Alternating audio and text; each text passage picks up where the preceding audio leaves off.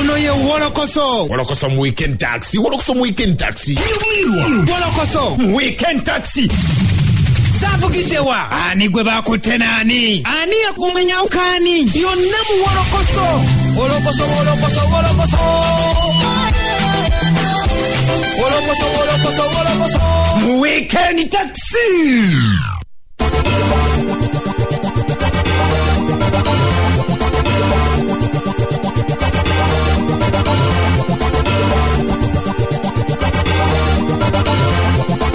Kuchenda musambu.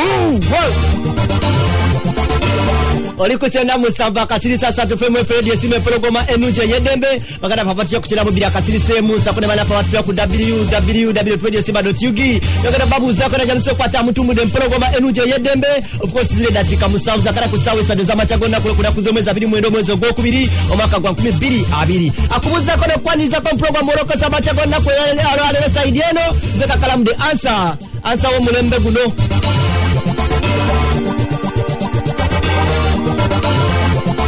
Siwa ruise banywanyi basebone banyabo enaje musokwata mutumbu de programa enuje yedembe amachagona ko atogere kwata tubategeza ati yesayo kwata tulutani kabasebone banyabo Chali wafe.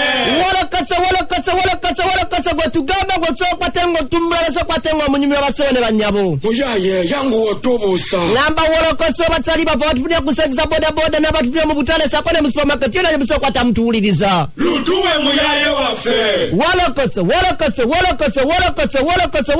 wano. Lutuwe. Mutwalirize mukole kino. Lutuwe bebe. Kijja kunkola bulungi nnyo nga munkoze mu kino. Nawe Uncle Kaka. Kati ate mnyambale mnoneza msajja wage ne msokwate nga mnonyeza aji wange ne msokwate mnonya jina jali nasolo kupatenga abagira aji. Haji nawe Lutuwe. Aji. Assalamu alaikum Haji wafe omubwad. Wa alaikum salam wa rahmatullahi wa barakatuh. Haji nawe Lutuwe. Watu lutandikire wabanaye ba baby. Haji titiria nawe. Chichi mungambe tutandikire wakubanda amulweda and very book. Titiria Lutuwe. Nawe sula Lutuwe. Kole savo nedda. Haji nawe. Sagala bantu. Kuchinyosi. Abaina mukubulola no wati. Kuchele muzamba kasata femu maforoyo simbe mpologoma enunje yedeme nze sula senyonga Mr. Mosquito Haji Titibya mu Wolokoso mpazo olunaku lwa mukaaga era nga mpozi tetugenda kubeera nga tubalwisayo wabula tukugamba gwosobola okubeera mpozi nga ate otufollowinga mpozi ate ku mikutu egyenjawulo ku www.radiosimba.ug oba ku Instagram website yaffe oba ku Twitter nobeera mpozi nga ate otufuna bulungi nnyo mpozi osobola sitira okugenda mpozi ate ku YouTube channel zaffe nobeera nga ate otufuna bulungi nnyo genda ku Kakalam Times TYMAZ oja kubeera mpozi nga ate omufuna bulungi nnyo oba ku Bokati TV osobola okubeera mpozi nga ate otufollowinga genda wali epesa ya subscribe wali eri ku icon ya YouTube otandika okubeera mpozi otekamu ka search tekamu Kakalam Times oba Bokati TV obeere mpozi nga subscribinga genda wali nyiga wali ready nyiga subscribe obeere mpozi nga ate otufollowinga bulungi nnyo kale nga tukyali mu byebigezo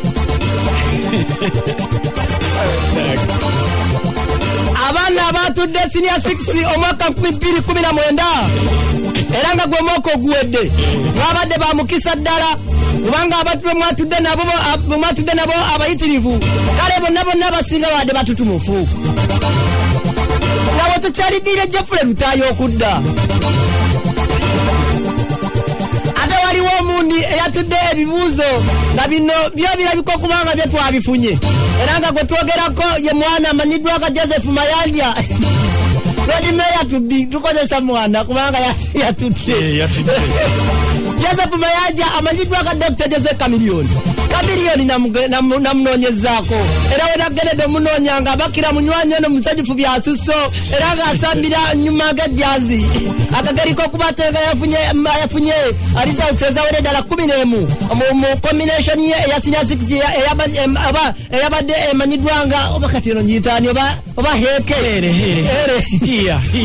yakoze subject zino wammanga yafunye history yakoze history nga yafunye C enebalirwamu 3 nakola CRE nga munembalirwamu CRE ne yafunye C nga naye balirwamu 3 nakola art nga naye yafunye C nga muno naye balirwamu 3 yafunye sub obajite sub computer nga yafunye mu mukaga ebalirwamu kamu neofuna nakola ne GP nga naye yafunye musanvu nga naye balirwamu kamu mubufunze nga yafunye points 11 Dr. Joseph Chameleone okusoma kwe kubadde kwa kyama nnyo era abadde batono nnyo abasade okukwate nga bamuzuula wasomera wabula tugenda okubaliramu bati nga munywanyi ono abadde asomera kusomera imanyiddwa nga Katuuso high school era ngenda bakiranga emagament ngenda okusinkana Kamiri Kwezi ng'essanyu lyaliko liritalirabanga ayise ebigezo kakalamu yes kakalamu je bali ku muganda iya ebigezo nga bobiraba twayise abantu banyi kimanyi bebuuza ye ate kalwaki Chameleone yaze naddamu n'atuula ati nga yatuula dda ensonga esinga obukulu nti bwe natuuka mu USA nga bwadde obijja biraba mukyala nga edda era naye ali mu kusoma so mu inspiration eyo nengezaako nange okwapplyinga mu university emu e Minnesota naye nga previous results zange zaali teziqualifyinga ku kye bali baddeetaaga so nensalawo zireyo ntuule era ng'ebigezo birabye era twayise in flying colors. Yeah.